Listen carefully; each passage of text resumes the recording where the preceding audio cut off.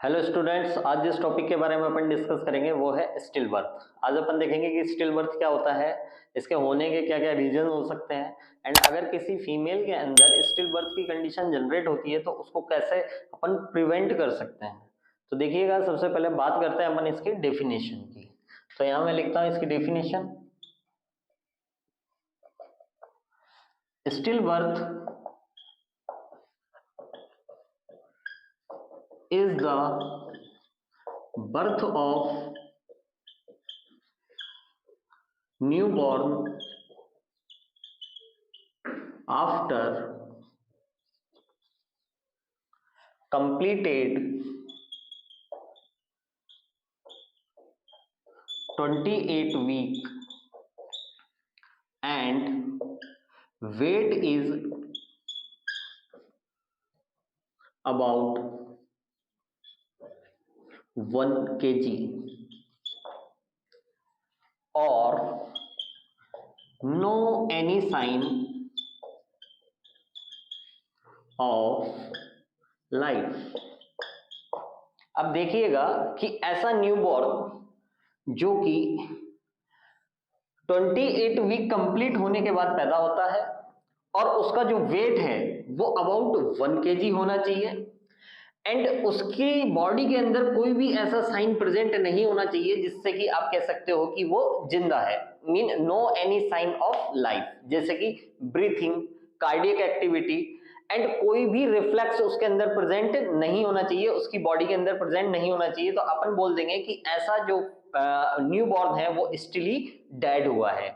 Mean किसी female ने कोई फीटस को डिलीवर्ड किया है, वो भी 28 वीक कंप्लीट होने के बाद, और जब वो डिलीवर्ड हुआ है तो उसके अंदर कोई भी ऐसा साइन प्रेजेंट नहीं है जिससे कि वो एक्सटर्नल एनवायरनमेंट में सरवाइव कर पाए। ना तो ब्रीथिंग है, ना कार्डियक एक्टिविटी है, ना बॉडी में कोई भी रिफ्लेक्स प्रेजेंट है। तो ऐसे बेबी को अपन बोल देंगे कि ऐसा जो बर्थ हुआ है वो स्टिल बर्थ हुआ है, और ऐसा जो बेबी है वो स्टिली डेड हुआ है। अब देखिएगा, बात करते हैं यहाँ पर। अब आपके दिमाग में आ रहा होगा कि 28 वीक कंप्लीट होने के बाद ही ऐसा होना चाहिए। अगर मान लो 28 वीक पहले अगर कोई बेबी जो है डेड पैदा हो गया है तो उसको फिर क्या बोलेंगे अपन। तो यहां पर देखिएगा, लिखते हैं अपन 22 से 28 के बीच में अगर कोई ऐसा बच्चा पैदा होता है जो कि डेड है तो अपन ऐसे बर्थ को बोलते हैं अर्ली स्टिल बर्थ। अब देखिएगा, सेकंड जो कंडीशन है वो अपनी डेफिनेशन के हिसाब से कि 28 वीक से लेकर 37 वीक पर अगर कोई बेबी पैदा होता है और वो कैसा होता है, मरा हुआ पैदा होता है, तो उसको बोलेंगे अपन स्टिल बर्थ। एंड देखिएगा कि 37 से लेकर 42 वीक के बीच में अगर कोई बेबी होता है और वो डेड पैदा होता है, मीन स्टिली डेड है, तो ऐसे बर्थ को अपन बोलते हैं टर्म स्टिल बर्थ। मीन अपन बोल सकते हैं कि ऐसा जो बेबी है वो टर्म पर हुआ है बट वो स्टिल बर्थ में आएगा क्योंकि वो मरा हुआ पैदा हुआ है। इसको अपन बोलेंगे स्टिल बर्थ, जो कि अपनी डेफिनेशन के हिसाब से 28 वीक कंप्लीट हो चुके हैं, एंड 22 से और 28 के बीच में अगर कोई बेबी स्टिली डेड होता है तो ऐसे बर्थ को अपन बोलते हैं अर्ली स्टिल बर्थ। और अगर 22 वीक से पहले कोई बेबी होता है जो कि मरा हुआ पैदा हुआ है तो इस कैटेगरी को अपन बोलते हैं अबॉर्शन, जो कि अपन पढ़ चुके हैं कि 22 से पहले अगर होता है कोई बेबी डिलीवर्ड तो वो अबॉर्शन की कैटेगरी के अंदर आता है। और इसके अंदर जो वेट की बात करें तो लेस देन 500 ग्राम उसका वेट होना चाहिए। तो 22 वीक से पहले अगर डिलीवर्ड होता है तो वो अबॉर्शन की कैटेगरी में अपन उसको रखते हैं, वो स्टिल बर्थ में नहीं आएगा। अब देखिएगा, नेक्स्ट बात करते हैं कि स्टिल बर्थ की जो कंडीशन है वो फीमेल के अंदर किन किन कारणों की वजह से जनरेट हो सकती है। तो इसका कोई पर्टिकुलर रीजन यहाँ पर मेन कॉज तो है नहीं। तो अपन बात करेंगे कि ऐसे कौन कौन से फैक्टर हैं जो कि स्टिल बर्थ की कंडीशन को जनरेट कर सकते हैं। तो यहाँ पर लिखते हैं अपन next, predisposing factor of stillbirth। predisposing factor अब देखिएगा प्री डिस्पोजिंग फैक्टर की अगर अपन बात करें तो सबसे पहले यहां पर बात करते हैं एपिडेमियोलॉजिकल फैक्टर।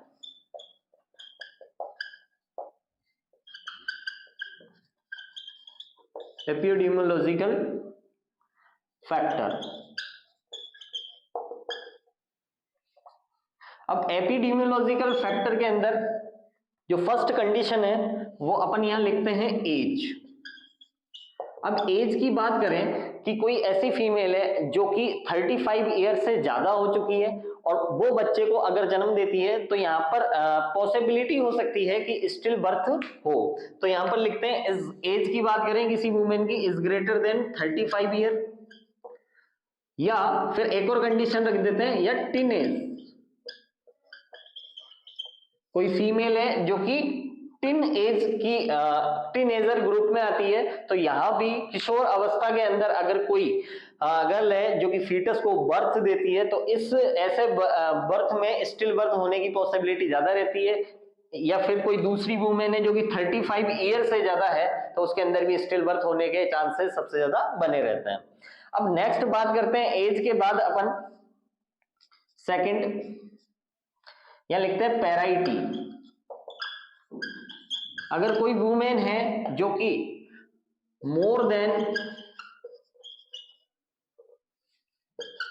5, अब देखो ऐसी वुमेन जिसने 5 से ज्यादा पहले ही ऑलरेडी डिलीवर्ड कर चुकी है वो बेबी को, तो ऐसी वुमेन के अंदर अब जो डिलीवर्ड होगा बेबी वो स्टिली डेड हो सकता है। मीन अब जो 5 बार से ज्यादा बच्चा पैदा करती है कोई वुमेन तो हो सकता है कि अब स्टिल बर्थ होने के चांसेस ज्यादा रहे। तो इसको एपिडेमियोलॉजिकल फैक्टर के अंदर रखते हैं अपन पैराइटी को। एंड एक और लिख देते हैं इसमें अपन लास्ट यहां पर थर्ड, लो सोशियो इकोनॉमिक स्टेटस। अगर किसी वुमेन का लो सोशियो इकोनॉमिक स्टेटस है तो उसके अंदर चांसेस हो जाएंगे स्टिल बर्थ होने के, क्योंकि लो सोशियो इकोनॉमिक स्टेटस होगा तो डाइट मेंटेन नहीं रह पाएगी, माल नरिश्ड होगी ऐसी वुमेन, साथ के साथ उसके अंदर सीवियर एनीमिया की कंडीशन जनरेट हो सकती है, तो उसके कारण जो अब बर्थ होगा वो स्टिल बर्थ हो सकता है। अब देखिएगा नेक्स्ट बात करते हैं अपन की प्री डिस्पोजिंग फैक्टर की सेकंड कैटेगरी की, मेडिकल डिसऑर्डर। अगर कोई वुमेन है उसको पहले से ही ऑलरेडी मेडिकल डिसऑर्डर है कोई, जैसे कि हार्ट से लेकर किडनी से लेकर लीवर से लेकर ब्लड डिसऑर्डर से लेकर, या कोई एसटीडी है सेक्सुअल ट्रांसमिटेड डिजीज है, या फिर कोई ऐसी कम्युनिकेबल डिजीज जनरेट हो गई है, तो उसके कारण भी स्टिल बर्थ की कंडीशन जनरेट हो सकती है। तो नेक्स्ट बात करते हैं मेडिकल डिसऑर्डर की। मेडिकल डिसऑर्डर भी प्री डिस्पोजिंग फैक्टर में आएंगे। अब देखिएगा सेकंड लिखते हैं अपन मेडिकल डिसऑर्डर।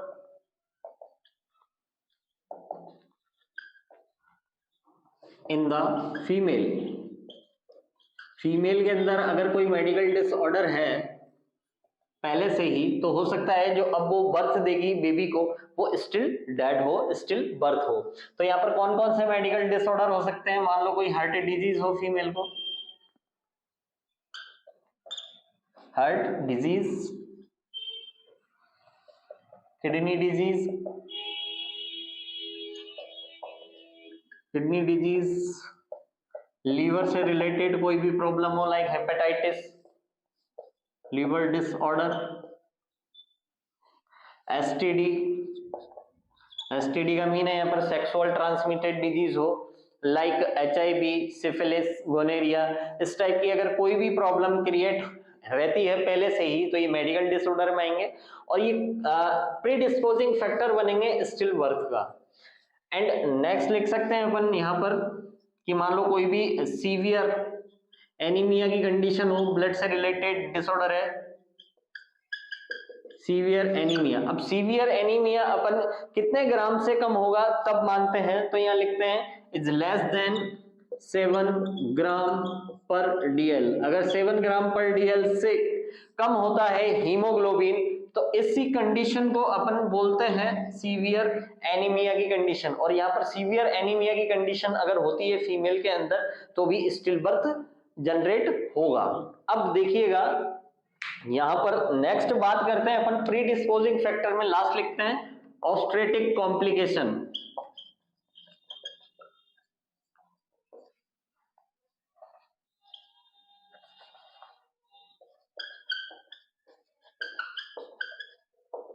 अब ऑब्स्टेट्रिक कॉम्प्लिकेशन के अंदर देखिएगा, फीमेल को कोई भी ऑप से रिलेटेड कॉम्प्लिकेशन है, लाइक यहां लिख सकते हैं अपन एपीएच, एपीएच होने के कारण भी स्टिल बर्थ हो सकता है।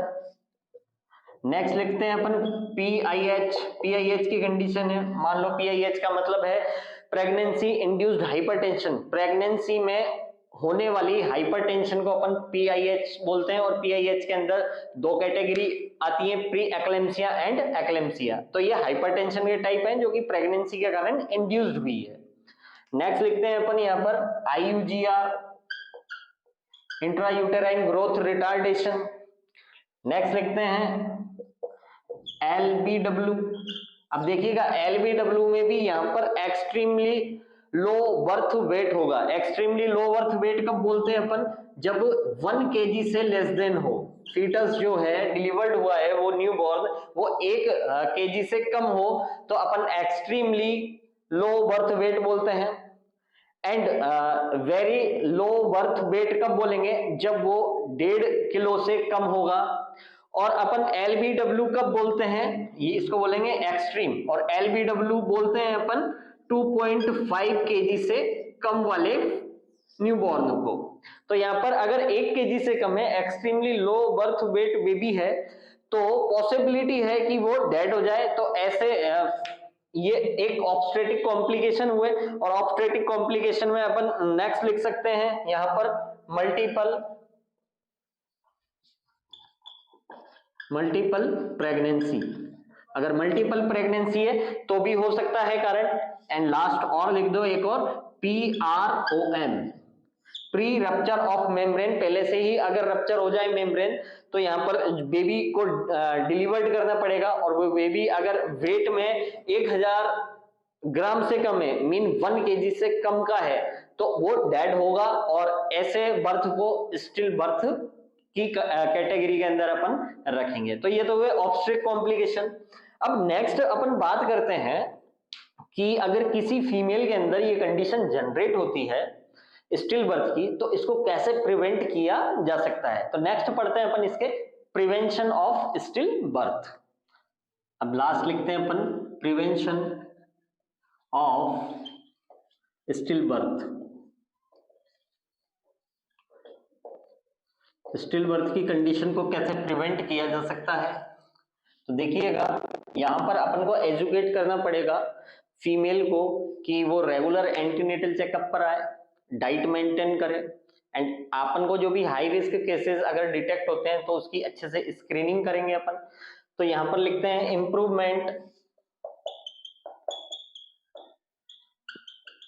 Improvement of low socio economic status. Low socio economic status को आपको इंप्रूव करना है। अब देखिएगा यहाँ पर लो सोशियो इकोनॉमिक अगर स्टेटस इंप्रूव होता है तो साथ के साथ यहाँ पर जो डाइट है, डाइट मैनेजमेंट वो भी इंप्रूव होगा। नेक्स्ट अगर अपन बात करें यहाँ पर तो screening of high risk pregnancy. यहां पर अपन अच्छे से स्क्रीनिंग करेंगे और हाई रिस्क प्रेगनेंसी अपन डिटेक्ट कर सकते हैं। अगर मान लो एपीएच की कंडीशन अपन को दिख जाए, डायबिटीज मेलाइटस अगर डिसऑर्डर है, या फिर कोई हाइपरटेंशन या पीआईएच की कंडीशन जनरेट हो रही है, तो ऐसी प्रेगनेंसी को अपन हाई रिस्क कैटेगरी के अंदर रख देंगे स्क्रीनिंग करके। एंड लास्ट लिखते हैं अपन रेगुलर। और ऐसा कब हो सकता है, अगर फीमेल आपके पास रेगुलर एंटीनेटल चेकअप पर आती है तो उसको अपन एडवाइज करेंगे कि वो रेगुलर एंटीनेटल चेकअप पर आए।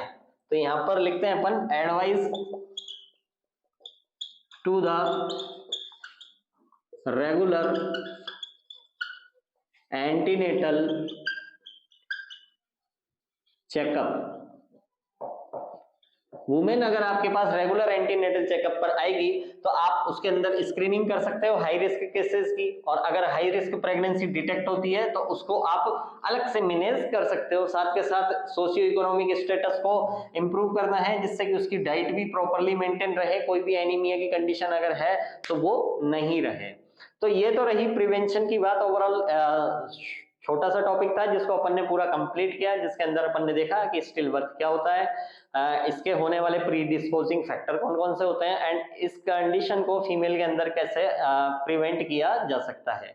अगर आपको टॉपिक से रिलेटेड कोई भी क्वेरी हो, कोई भी क्वेश्चन हो, तो कमेंट बॉक्स में कमेंट कर सकते हैं। अगर आप चैनल पर नए हैं तो चैनल को सब्सक्राइब कर दें एंड वीडियो को लाइक कर दें।